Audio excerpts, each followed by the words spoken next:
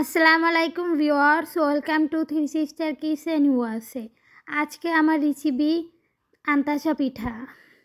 আপনারা সবাই কেমন আছেন? আশা করি আপনারা সবাই ভালো আছেন, আমিও ভালো আছি।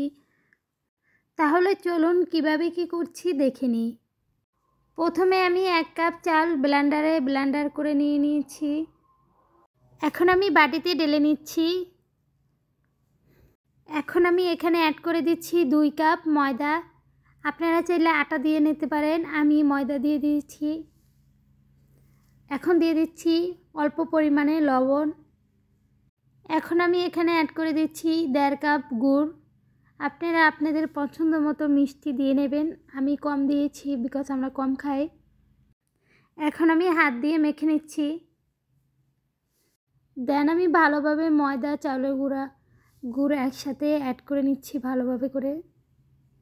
এভাবে করে আমি 20 মিনিট মেখে নেব।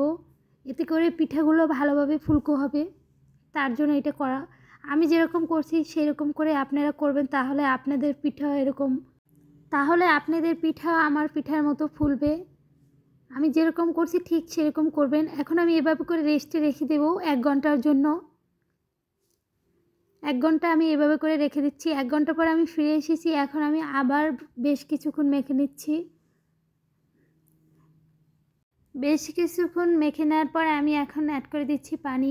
পানির পরিমাণ আমি অল্প অল্প করে দিচ্ছি। এভাবে করে আমি অল্প করে দিচ্ছি আর মেখে নিচ্ছি। এখানে আমার 2.5 কাপ পানি লেগেছে। যে কাপ দিয়ে আমি ময়দা দিয়েছি ওই কাপ থেকে আমি 2.5 কাপ পানি দিয়েছি। এখন আমি হ্যান্ড মিক্সার দিয়ে মিক্স করে নিচ্ছি। এভাবে করে আমি 20 মিনিট রেখে দেব। আপনারা চাইলে এখনও পিঠাগুলো ভেজে নিতে পারেন। আপনাদের হাতে টাইম থাকলে বেশিক্ষণ রেখে দিতে পারেন, না থাকলে আপনারা সাথে সাথে ভেজে নিতে পারেন। দেন আমি 20 মিনিট পর ফিরে এসেছি।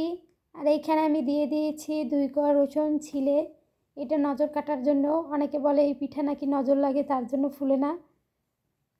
জানি না এটা কতটা সত্যি, তারপর আমি দিয়েছি।